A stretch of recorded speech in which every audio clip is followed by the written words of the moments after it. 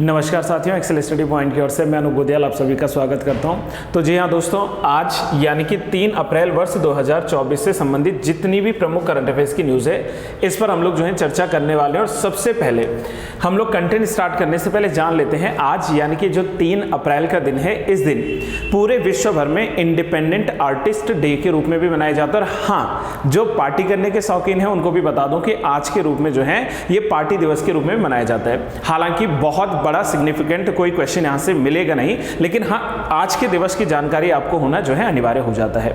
अब वापस आते हैं अपने कंटेंट वाले पार्ट में और सबसे पहले बात करते हैं यानी कि पहली जो न्यूज़ है उसमें क्लाइमेट ट्रेंड्स की जो नई रिपोर्ट आई है एयर क्वालिटी को लेकर, वायु गुणवत्ता को लेकर, तो उसमें भारत के जो 7 अलग अलग शहर हैं उन 7 शहरों में से वाराणसी एकमात्र ऐसा शहर है जो कि सबसे शुद्ध शहर या जिसने 2.5 जो हम लोगों ने लास्ट टाइम 2.5 पीएम के बारे में पढ़ा था, आज हम लोग पूरी क्लास में इसको डिस्कस करेंगे, उसके जो है जो मानक हैं उस पर खरा उतरा है वाराणसी।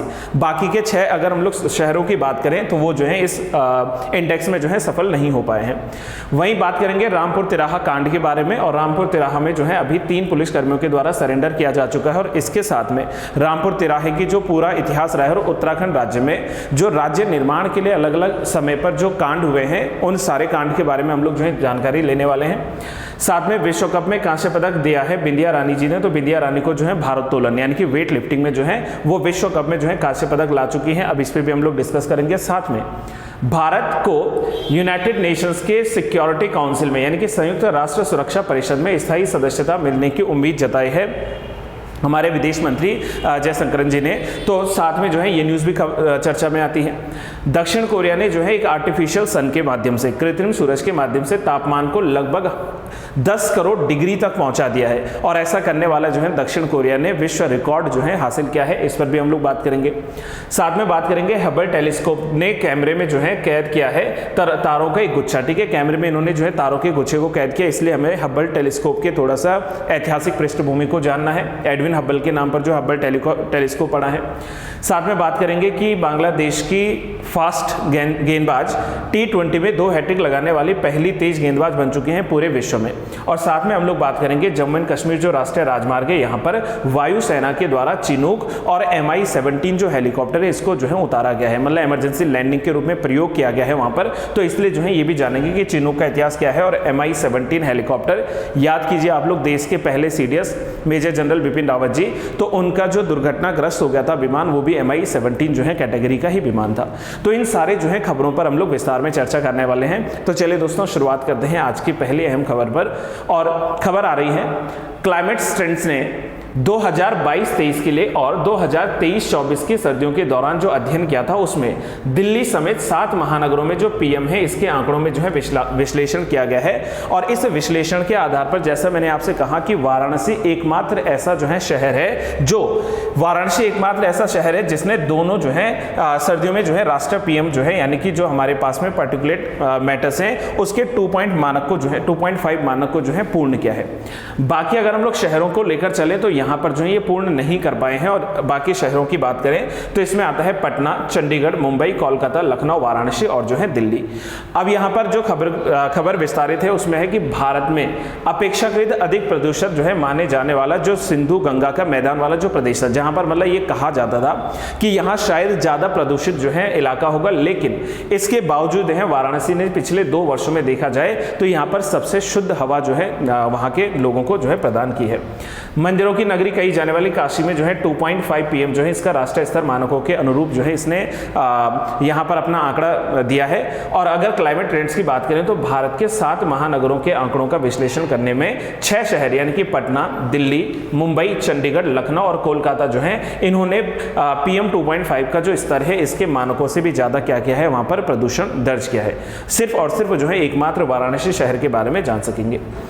बात करें तो दिल्ली और चंडीगढ़ जैसे महानगरों में भी प्रदूषण में जो है लगातार वृद्धि देखी गई है। और जो हमारे पास में वर्ल्ड हेल्थ ऑर्गेनाइजेशन है यानी कि WHO है, इस WHO के द्वारा जो दिए गए मानक इन मानक से लगभग जो है 10 गुना ज्यादा जो है स्थिति खराब रही है कहां पर महानगरों में, दिल्ली और चंडीगढ़ की भी यदि हम लोग बात करें तो यहां पर हम लोग जान सकेंगे कि ये जो न्यूज चर्चा में है वो इस वजह से है कि जो पूरे भारतवर्ष में 7 बड़े महानगर हैं उनकी जो है एयर क्वालिटी रिपोर्ट को दिया गया है। लेकिन हाँ, संस्था का नाम ना भूलिएगा आप लोग, यहाँ पर संस्था की बात करेंगे तो उसमें जो है ये आंकड़ा देने वाली संस्था है, दैट इज क्लाइमेट ट्रेंड्स। तो क्लाइमेट ट्रेंड्स के जो है इस आंकड़े को याद रखा जा सकता है।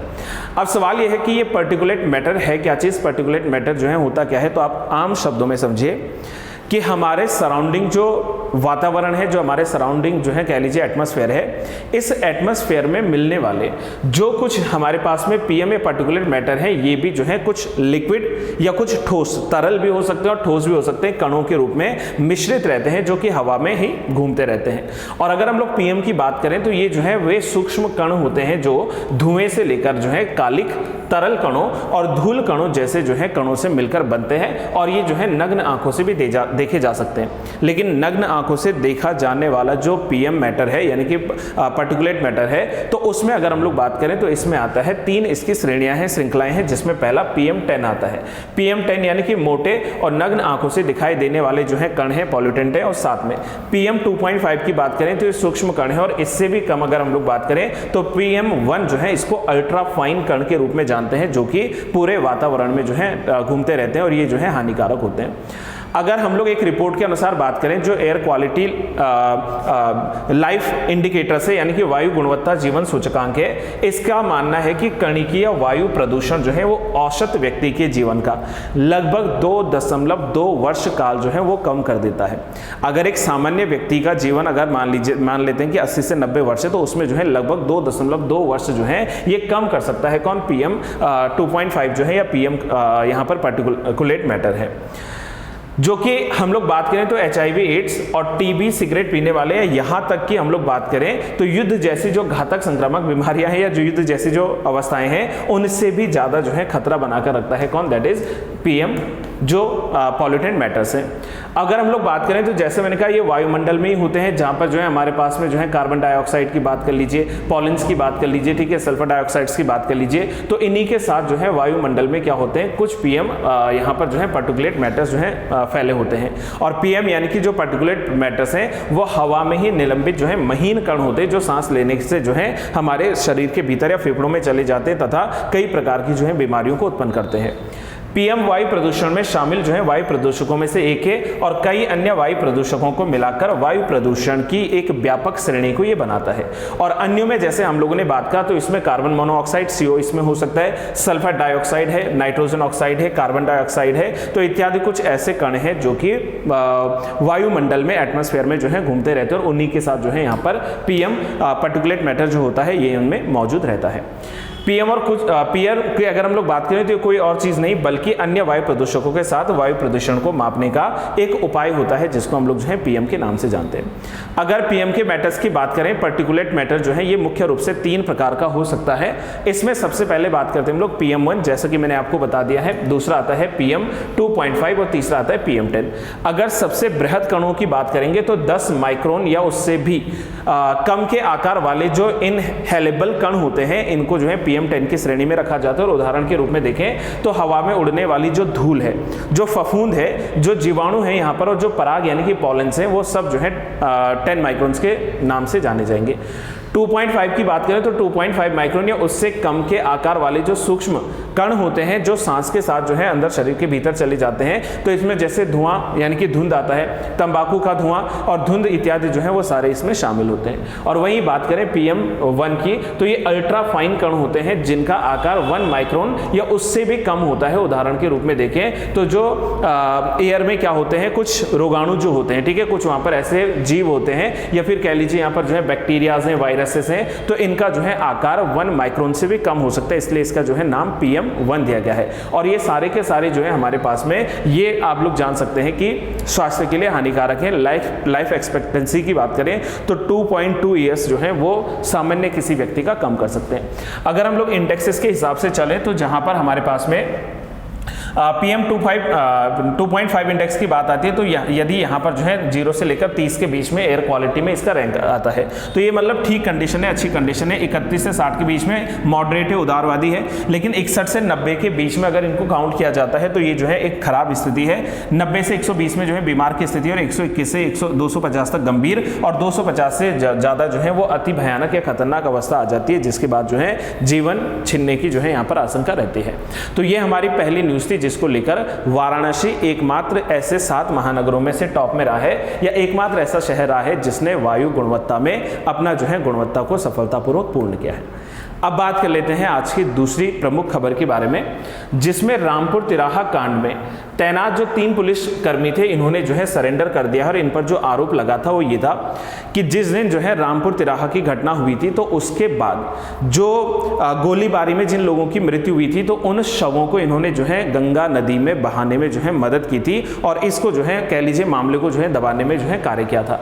इसके लिए जो है यहाँ पर हुआ ये है कि कल यानी कि मंगलवार के दिन जो है 2 ऐसे मामले कोर्ट में आए थे, जिनमें कोर्ट में सुनवाई हुई थी, जिसके भीतर राज्य में आंदोलनकारियों का जो शव था उसको गंगा नहर में जो है बहाकर सबूत मिटाने का मामला या प्रयास किया गया था, जिसके चलते आरोपी उस समय जो है तत्कालीन जो झिंझाना थाना प्रभारी ब्रजकिशोर शर्मा थे, पुलिसकर्मी एसपी जो है मिश्रा, और साथ में जो है गजराज, इन लोगों ने जो है तीनों ने कोर्ट में सरेंडर कर दिया है। और सरेंडर करते ही इनके खिलाफ जो है वारंट रिकॉल करवाया गया है, जिसके बाद अब जो है 23 अप्रैल को इस मामले में जो है आगे की सुनवाई होगी। और आप लोगों को मैंने पहले भी बताया था, आज मैं फिर से दोहरा देता हूं कि ये जो पूरा रामपुर तिराहा कांड का मामला था, ये जुड़ा हुआ है उत्तराखंड राज्य में। जिस समय उत्तराखंड राज्य बनाए जाने की मांग चल रही थी, उसी समय 1 अक्टूबर 1994 की रात को पुलिस कर्मियों के द्वारा इनको रोक लिया गया था, यहां पर आंदोलनकारियों को। और अगले ही दिन यानी कि 2 अक्टूबर की बात करें तो 2 अक्टूबर के दिन जो है कई लोगों को यहां पर जो है आंदोलन के तहत गोलीबारी में जो है सामना करना पड़ा, जिसके चलते यहां पर जो है कुछ निहत्थे जो हमारे उत्तराखंड आंदोलनकारी लोग थे, उनकी मृत्यु हो गई थी। और ऐसा मामला जो है दर्ज किया गया था 2 अक्टूबर वर्ष 1994 को उत्तर प्रदेश के मुजफ्फरनगर जिले के पास रामपुर तिराहा यानी कि जो क्रॉसिंग है वहां पर ऐसा देखने को मिला था। और इस रामपुर तिराहा में जो है उस समय शहीद होने वाले जो लोग थे, उनमें नाम आता है गिरीश कुमार भद्री जी का, सत्येंद्र सिंह चौहान जी का, साथ में जो है रविंद्र रावत, सूर्य प्रकाश सपलियाल, राजेश लखेड़ा और अशोक कुमार कौशिक जो है, इन लोगों को यहाँ पर जो है रामपुर तिराहा जो कांड हुआ था, इसके तहत जो है शहीदों की संख्या के रूप में इनको जाना जाता है। और यही कारण है कि उत्तराखंड राज्य के आंदोलनकारियों के शव को गंगा नहर में बहाने और अदालत में फर्जी हथियार जो है बरामदगी के मामले में जो है सुनवाई करवाने के जो है कारण यहां पर जो है इन तीनों ने सरेंडर किया है। और इससे पहले भी 2 लोगों की गिरफ्तारी में प्रीवियस वीडियो में जो है आपको बता चुका हूं, वहां पर हुई थी। जब इन पर इनके द्वारा ये सरेंडर किया गया है, तो इनके ऊपर जो मामला चलाया गया है वो जो है कोर्ट के द्वारा सीआरपीसी के धारा 313 के तहत जो है कार्रवाई शुरू कर दी गई है। और फर्जी हथियार बरामदगी मामले में कोर्ट ने सुनवाई करते हुए जो है यहाँ पर जो है इनको सजा देने का प्रावधान किया है, जिसके लिए 23 अप्रैल का जो है दिनांक वहाँ पर तय है सुनवाई के लिए। तो इसलिए जो है ये वाली न्यूज़ चर्चा में रहती है।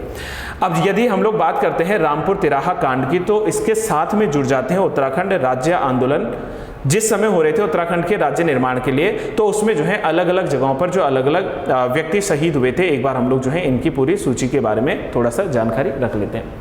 जैसे बात करें तो 8 अगस्त 1994 को पौड़ी गढ़वाल में जो है जीत बहादुर गुरुंग जी जो है शहीद हुए थे राज्य निर्माण आंदोलन की मांग को लेकर। साथ में जो है 1 सितंबर 1994 का जो खटीमा कांड हुआ था, इस खटीमा कांड में जो है शहीद होने वाले लोगों में धर्मानंद भट्ट जी, गोपीचंद रामपाल, भगवान सिंह सिरोला जी, प्रताप सिंह, परमजीत सिंह, सलीम अहमद और भुवन सिंह जो है ये शहीद हुए थे। कहां पर? जहां हम लोग ने 1 सितंबर 1994 को खटीमा कांड की बात की। साथ में जैसा कि हम लोगों ने बता दिया है कि 2 सितंबर वर्ष 1994 को भी मसूरी के पास में जो है मसूरी कांड हुआ था। और मसूरी कांड में शहीद होने वाले जो थे व्यक्ति और जो शहीद थे हमारे वो थे धनपत सिंह जी, बेलमती चौहान, राय सिंह बंगारी, हंसा धनोई, मदन मोहन मंगई, बलबीर सिंह नेगी, जेठू सिंह और उमा शंकर त्रिपाठी जो थे जो डीएसपी थे उस समय, ये लोग जो है शहीद हुए थे। और सवाल उत्तराखंड में यही बनता है कि मसूरी कांड में शहीद होने वाली महिलाएं कौन थी? तो इनमें 2 नाम आप लोग भूलिएगा मत, बेलमती चौहान जी और हंसा धनोई जी जो है इनकी भी इसमें जो है मृत्यु हुई थी। साथ में हम लोगों ने जो है 2 अक्टूबर के शहीदों को देख ही लिया है। रामपुर तिराहा में दिल्ली में जो आयोजन होने जा रही थी रैली, वहां पर जो भाग लेने वाले थे, जिसमें हम लोग रिपीट करते हैं गिरीश कुमार भद्री जी, सत्येंद्र सिंह चौहान, रविंद्र रावत जी, सूर्य प्रकाश सपलियाल, राजेश लखेड़ा और अशोक कुमार कौशिक जो है ये समय शहीद हुए थे। और इसी के साथ जो है हम लोग देखें तो अगले ही दिन यानी कि 3 अक्टूबर 1994 को जो आंदोलन भड़का था, इस आंदोलन में जो शहीद होने वाले लोग थे उनमें जो है देहरादून में राजेश रावत जी, दीपक वालिया जी, जयानंद बहुगुणा जी और बलवंत सिंह जो है जंगवाण ये जो है शामिल थे। वहीं कोटद्वार में जो है पृथ्वी सिंह बिष्ट, राकेश देवरानी ये शहीद हुए थे। नैनीताल में जो है प्रताप सिंह बिष्ट जो है शहीद हुए थे भड़के आंदोलन के दौरान। और 10 नवंबर 1995 को जो है श्रीयंत टापू की जब घटना हुई थी तो इसमें श्रीनगर में जो है यशोधरा बेंजवाल जी और राजेश रावत जी जो है इनको भी जो है शहीद होना पड़ गया था। तो उत्तराखंड पृथक राज्य की मांग के लिए इन सभी शहीदों के द्वारा जो अपनी कुर्बानी दी गई है उसके बाद जो है उत्तराखंड राज्य जो है बना है। और आज के हम लोग स्थिति की बात करें तो उत्तराखंड राज्य में जो लगातार भू कानून की मांग चल रही है, उत्तराखंड राज्य के भीतर जो अंकिता भंडारी केस जो चल रहा है उसको लेकर अभी भी जो है जस्टिस की मांग जो है उत्तराखंड के वासियों के द्वारा की जा रही है। तो मुझे लगता है कि यहाँ पर भी जो है समर्थन आना जो है जरूरी हो जाता है। खैर चलिए हम लोग बात करते हैं अब आज की तीसरी प्रमुख न्यूज़ पर, जिसके तहत बिंदिया रानी को जो है विश्व कप में कांस्य पदक जो है यहाँ पर जो मिला है वो जो है चर्चा में है। राष्ट्रमंडल खेलों की पदक विजेता भारोत्तोलक बिंदिया रानी देवी, भारोत्तोलक होता है वेट लिफ्टिंग, तो वेट लिफ्टिंग में जो है बिंदिया रानी जी का नाम जो है आप लोग जानते हैं प्रसिद्ध है। इन्होंने जो है IWF विश्व कप में महिलाओं की 55 किलोग्राम की स्पर्धा में जो है कांस्य पदक जीता है। साथ में अगर हम लोग बात करें तो गैर ओलंपिक भार वर्ग में प्रतिस्पर्धा करते हुए 25 वर्षीय बिंदिया रानी ने जो है कांस्य पदक जीतने के दौरान कुल मिलाकर 196 किलोग्राम्स का जो है क्या उठाया है, भार उठाया है। इसमें हम लोग क्लीन एंड जर्क देखते हैं, ठीक है। आप लोगों को अगर यहाँ पर जो है थोड़ा बहुत जानकारी है भारोत्तोलन के बारे में तो कुल मिलाकर जो है इन्होंने 83 और जो है 100 क्लीन एंड जर्क में जो है इन्होंने जो है 113 जो भार उठाया है उसको मिलाकर कुल मिलाकर 196 किलोग्राम उठाया। हालांकि अगर हम लोग इनके रिकॉर्ड्स की बात करें तो इससे भी अधिक भारी ऑलरेडी उठा चुकी हैं। वर्ष 2022 याद करिए जहां पर बर्किंघम में जो राष्ट्रमंडल खेल हुए थे उन्होंने 203 किलोग्राम का भार उठाकर जो है भारत को जो है रजत पदक दिलाया था। तो ये भी हम लोग जो है यहां पर जान सकेंगे। इसके अलावा अगर हम लोग इस बार की बात करें तो भारतीय खिलाड़ी ने जो है 6 प्रयासों में से केवल 3 ही जो है वैध प्रयास जो है पूर्ण कर पाई थी और उनका कुल वजन जो है उसका प्रयास जो है उत्तर कोरिया की जो कांग ह्योन योंग थी, तो जो कांग ह्योन योंग थी उनसे लगभग 38 किलोग्राम कम था। अर्थात कि जो उत्तर कोरिया की रहने वाली कांग ह्योन योंग हैं उन्होंने लगभग जो है 234 किलोग्राम जो है भार उठाकर यहाँ पर जो है पदक अपने नाम किया है, स्वर्ण पदक। और इसके बाद जो है यहाँ पर हम लोगों ने बात की है इनको जो है कांस्य पदक जो है मिला है तीसरे नंबर पर। साथ में इससे पहले मीराबाई चानू जी के द्वारा भी जो है 49 किलोग्राम भार वर्ग में जो है पेरिस ओलंपिक के लिए ऑलरेडी जो है क्वालिफाई किया जा चुका है या क्वालिफाई करने की जो है रेस में आगे बढ़ी हुई है और इन्होंने रजत पदक जीता था। वहीं बात करें तो बिंदिया रानी जो है पेरिस खेलों की दौड़ से जो है हालांकि बाहर हो चुके हैं, लेकिन बावजूद इसके जो है यहाँ पर जाना जा सकता है कि इन्होंने 55 किलोग्राम के स्पर्धा में जो है कांस्य पदक भारत को जो है दिलाया है। अगर हम लोग बात करें तो बिंदिया रानी देवी और मीराबाई चानू जो है एकमात्र ऐसे यहाँ से जो है खिलाड़ी रहे हैं जिन्होंने IWF विश्व कप 2024 में जो है प्रतिस्पर्धा में भाग लिया है और एकमात्र 2 ऐसे भारतीय हैं जिन्होंने जो है 11 अप्रैल को जो है समाप्त होने वाली इस प्रतिस्पर्धा में जो है भारत का प्रतिनिधित्व किया है या रिप्रेजेंट इंडिया को किया है। वही यदि बात करें तो 1 अप्रैल को मीराबाई चानू ने महिलाओं के 49 किलोग्राम में प्रतिस्पर्धा की है और फुकेत नामक जगह है जहां पर ये प्रतिस्पर्धा हो रही है, वहां पर जो है ये 12वें स्थान पर जो है रही है। वही यदि बात करें तो वर्तमान में कुल मिलाकर जो है दूसरे स्थान पर जो है ये हैं चानू जी और उनका जो है पेरिस 2024 का जो ओलंपिक में भारत के लिए जो कोटा है वो अभी भी सुरक्षित बना हुआ है। तो यहाँ पर जो है चांसेस पूरे हैं कि वो जो है वहाँ पर परफॉर्म करेंगे। अब सवाल यह है कि ये जो IWF की कंपटीशन हो रहा है वो कब से लेकर कब तक हो रहा है और कहाँ पर ये जो है इसका हो रहा है। अगर शहर की बात करें तो शहर जो है वो है फुकेत नामक शहर थाईलैंड में पड़ता है जहां पर 31 मार्च से लेकर 11 अप्रैल के बीच में जो है वर्ष 2024 के लिए IWF जो है वर्ल्ड कप चैंपियनशिप हो रही है। इसमें जो है वेट लिफ्टिंग के लिए जो है ये कंपटीशन होता है, भारोत्तोलन के लिए कंपटीशन होता है और फुकेत प्रांत जो है वो दक्षिणी थाईलैंड में स्थित है और यह थाईलैंड का सबसे बड़ा द्वीप भी है और अंडमान सागर पर जो है ये अवस्थित है। ये आप लोगों को जानना अनिवार्य हो जाता है। अंतर्राष्ट्रीय भारोत्तोलन अगर महासंघ की बात करें तो इसका जो है प्रमुख खेल जो है वो आयोजन अब पेरिस में होने वाला है 2024 में और इन ओलंपिक खेलों के लिए अंतिम योग्यता का कार्यक्रम जो है यहीं पर रखा गया है IWF के तहत, जिसमें से जो है 12 दिवसीय विश्व कप में लगभग 120 देशों के अलग अलग क्षेत्रों से लगभग 1500 से भी अधिक जो शीर्ष एथलीट हैं इन्होंने यहाँ पर भाग लिया है और अब जाकर जो है पेरिस जो यहाँ पर होने वाला है ओलंपिक खेल वहाँ के लिए जो है क्वालिफाई हो जाएंगे। इसी सीरीज में आगे बढ़ते हुए अगर हम लोग बात करें आज की एक और प्रमुख खबर पर, तो इसमें आता है भारत के सुरक्षा परिषद में स्थायी सीट जरूर मिलेगी, ऐसा जो है जयशंकर जी के द्वारा अपने स्टेटमेंट के दौरान कहा है।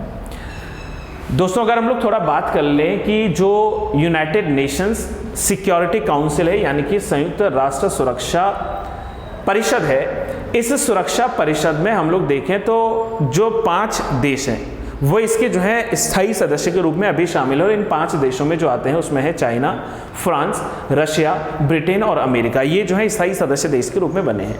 और उसके बाद से लेकर अभी तक लगभग जो 193 जो इंडिपेंडेंट कंट्रीज हैं उनके द्वारा जो है यहाँ पर सदस्यता के लिए जो है दावा किया जा रहा है समय समय पर। और भारत का भी जो है यही मानना है, जयशंकर जी का भी यही मानना है कि भारत जो है एक योग्य देश है। भारत जो है उन सारे कह लीजिए क्राइटेरियाज को फुलफिल करता है जहां पर वो यूनाइटेड नेशन जनरल असेंबलीज में एज परमानेंट जो है मेंबर बन सकता है। लेकिन हालांकि बावजूद इसके जो है अभी भी कई ऐसे अथक प्रयास करने की जरूरत है जिसके बाद जो है भारत को यहां पर जो है मौका मिल पाएगा। साथ में अगर हम लोग थोड़ा सा बात कर लें इसके ट्रेडिशनल और इसके जो है कह लीजिए कि ऐतिहासिक पृष्ठभूमि की ओर, तो संयुक्त राष्ट्र सुरक्षा परिषद जो है यूनाइटेड नेशंस जो सिक्योरिटी काउंसिल है, इसकी स्थापना 1945 में यूनाइटेड नेशंस चार्टर्स जो था इसके द्वारा की गई थी। और ये जो यूनाइटेड नेशंस है इसके 6 जो बड़े अंग हैं, यानी कि जो 6 बॉडीज हैं यूनाइटेड नेशंस की, उन्हीं बॉडीज में से जो है एक आता है।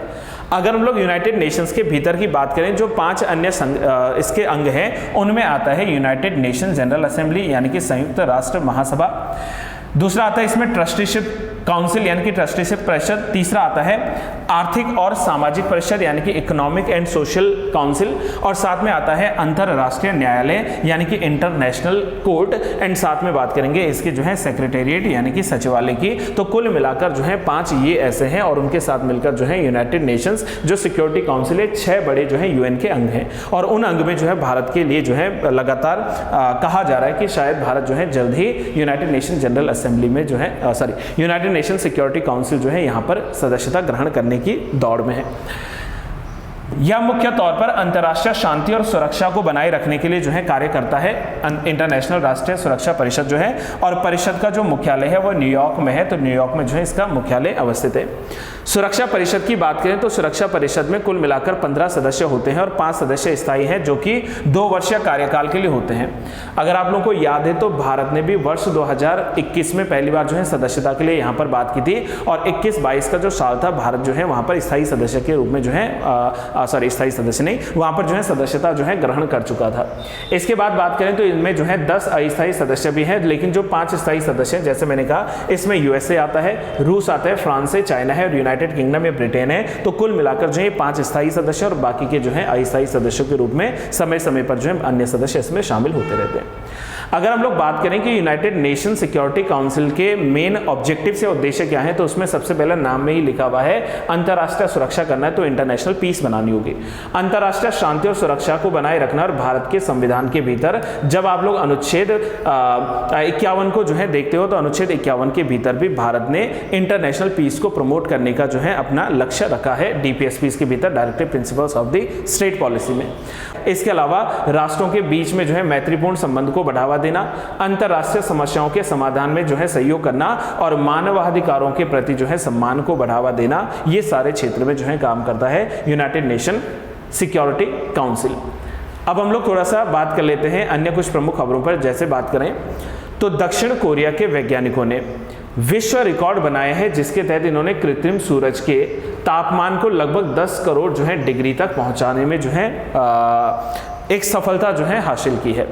दक्षिण कोरिया के जो वैज्ञानिक हैं, इन्होंने लगभग, हम लोग बात करें जो न्यूक्लियर फ्यूजन एक्सपेरिमेंट है, इसके दौरान इन्होंने जो है तापमान को लगभग 100 सेकंड तक के लिए बरकरार रखा है। और इससे पहले अगर हम लोग बात करें तो जो तापमान बरकरार रखा गया था वो मात्र जो है 48 सेकंड के लिए जो है रखा गया था। और इसके बाद वैज्ञानिकों ने जो है प्रयोगशाला के भीतर सूर्य के इस जो है टेम्परेचर को, जो सूर्य का कोर का टेम्परेचर है यानी कि जो उसके जो है कोर का टेम्परेचर उससे लगभग 7 गुना जो है यहाँ पर ज्यादा रखा था और इससे जो है गर्म तापमान जो है पैदा किया था।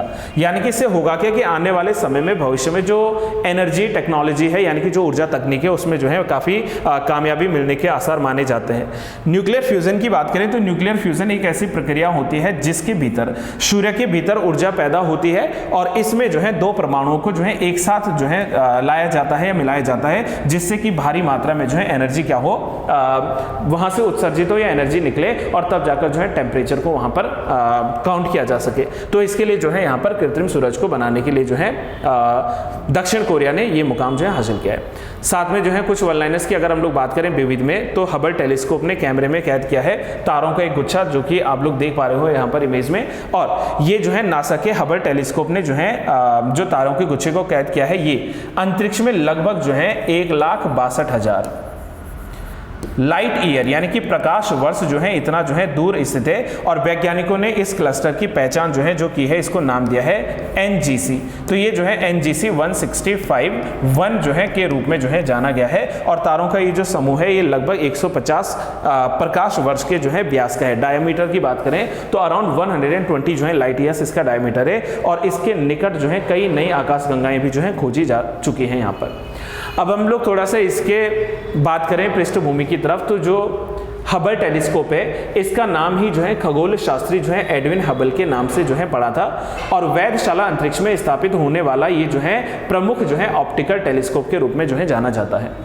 अपने प्रक्षेपण यानी कि 1990 में जो है ये पृथ्वी की निचली कक्षा में पहली बार जो है प्रक्षेपित किया गया था। इसके बाद से लेकर इसने जो है अभी तक खगोलीय विज्ञान के क्षेत्र में कई जो है खोजें भी की हैं। इसे जो है गैलीलियो की दूरबीन के बाद कहा जाता है कि खगोल विज्ञान में सबसे बड़ा और सबसे महत्वपूर्ण जो है प्रगति पूर्व जो है कदम माना जाता था। जैसे गैलीलियो ने जब दूरबीन खोजा था तो वो पूरे विश्व के लिए एक कहते हैं ना कि नया एक रिवोल्यूशन लेकर आया था। तो जस्ट लाइक दैट गैलीलियो के बाद जो है यहाँ पर हम लोग कहेंगे कि जो एडविन हबल है इनके हबल टेलीस्कोप ने जो है ये दूसरा इतना बड़ा जो है मुकाम हासिल किया है जिसके तहत जो है यहाँ पर इसको जाना जा सकता है। बात करें तो हबल जो टेलीस्कोप है या नासा के महान वेधशाला कार्यक्रमों का जो है एक हिस्सा है। 4 अंतरिक्ष आधारित जो वेधशालाएं हैं इनका एक जो है ये हिस्सा माना जाता है और प्रत्येक जो है एक दूसरे से अलग प्रकार की जो है रोशनी को ब्रह्मांड से जो है अवलोकित करता है। अगर हम लोग इस मिशन की बात करें नासा के अंतर्गत तो इनके अन्य मिशन में जो शामिल होता है उसमें आता है स्पिट्जर स्पेस टेलीस्कोप, कॉम्पटन जो है गामा रे वेधशाला और साथ में जो है चंद्रा एक्सरे वेधशाला जो है ये तीनों शामिल और इसके अलावा जो हबल है आप लोगों ने उसके बारे में जाना है। तो कुल मिलाकर नासा के द्वारा ये जो है 4 बड़े कार्यक्रम चलाए जा रहे हैं जिसमें स्पिट्जर, कॉम्पटन और साथ में जो है एक्सरे वेधशाला जो है ये चंद्रा एक्सरे वेधशाला ये चारों जो है नासा के तहत चलाए जा रहे प्रमुख अभियान है। अब हम लोग बात कर लेते हैं खेल जगत की और बांग्लादेश की 21 वर्षीय बाएं हाथ की जो तेज गेंदबाज हैं उन्होंने ऑस्ट्रेलिया के खिलाफ 4 विकेट लिए हैं और इसमें प्रमुख ये है कि जो फरीहा हैं इनके द्वारा महिला T20 वर्ल्ड कप में जो है इंटरनेशनल अगर हम लोग कैटेगरी में बात करें तो 2 हैट्रिक लेने वाली जो है दुनिया की पहली तेज गेंदबाज बन चुकी हैं। और यदि बात करें तो इन्होंने अभी ऑस्ट्रेलियाई जो विश्व चैंपियन ऑस्ट्रेलिया है उसके खिलाफ जो है ये उपलब्धि हासिल की। उन्होंने अपने जो है दूसरे T20 में जो अपना जो है अंतिम ओवर कर रही थी, चौथा ओवर कर रही थी, उनमें अपने अंतिम ओवर में जो है एलिस पेरी को, सोफी डिवाइन को और साथ में बेथ मूनी जो है इनको 0 रन पर जो है आउट करके जो है चौथी, पांचवी और छठवीं विकेट के रूप में जो है 36 गेंद के रूप में जो है इनको विकेट दिलाया है और ऐसा करने वाली ये देश की पहली जो है गेंदबाज बनी है, पूरे विश्व की पहली गेंदबाज बनी है।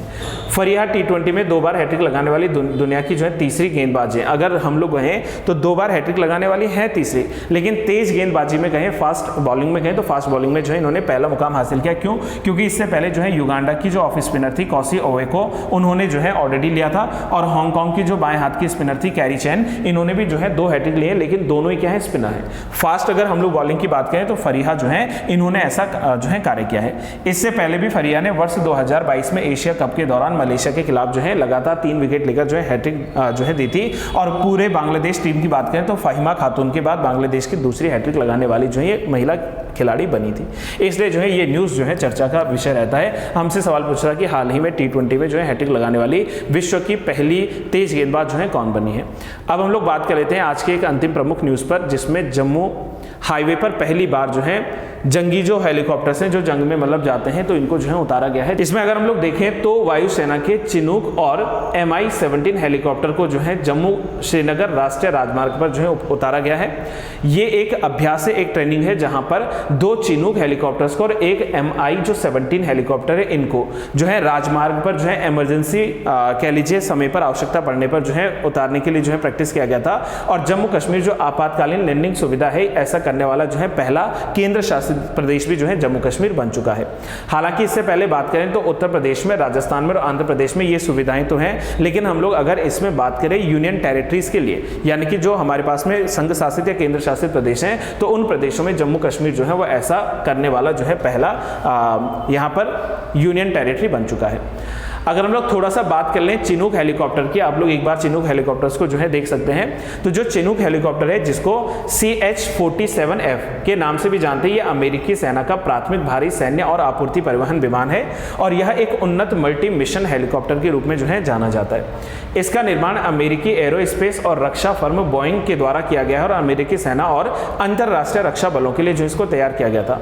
इसका प्रयोग जो है युद्ध के मैदान में सैनिकों के द्वारा तोफखाने, आपूर्ति और जो है उपकरणों के परिवहन के लिए जो है किया जाता है। भारत के द्वारा जो है इसको यहाँ से जो है इंपोर्ट किया गया है और अपनी सेवा में जो है भारतीय सेवा में उसको रखा गया है। और इसकी अगर हम लोग स्पीड की बात करें तो maximum speed around 160 nautical miles है, यानी कि लगभग 296 किलोमीटर प्रति घंटा की स्पीड से। वहीं इसमें जो है ट्रिपल हुक सिस्टम मौजूद है, जिसमें बड़े बाहरी जो भार के लिए स्थिरता है या कई जो है बाहरी भार हैं जिनकी क्षमता के लिए जो है ये अपनी कुशलता को प्रदान किए रखता है। और ये जो है लगभग 55 सैनिकों या लगभग 10 टन जो है मिश्रित माल तक को ले जाने की क्षमता को धारण करता है। तो इसके लिए जो है यहाँ पर आता है हमारे पास में चिनूक हेलीकॉप्टर। तो यहाँ पर जो है आज के लिए बस इतनी ही सारी न्यूज़ पर हम लोग चर्चा करने वाले हैं और मुझे तो उम्मीद ये है गाइज कि आपको जो है न्यूज़ समझ में आई है, आपको जो है चीज़ें समझ में आई हैं। अगर आपको जो है वीडियो पसंद आती है तो वीडियो को लाइक करना ना भूलें आप लोग। अगर आप लोगों ने वीडियो को अभी तक शेयर नहीं किया है अपने दोस्तों के साथ तो इसको शेयर जरूर करें। और अगर आप लोग अभी तक चैनल से नहीं जुड़े हैं तो चैनल से जुड़ने के लिए आपको चैनल को सब्सक्राइब जरूर करना होगा, बेल आइकन को प्रेस करना ना भूलें ताकि नई नोटिफिकेशन आपको टाइम टू टाइम मिलती रहे। तब तक के लिए बस यही सारी बातें। Till then have a good day to all. Thank you so much and keep learning.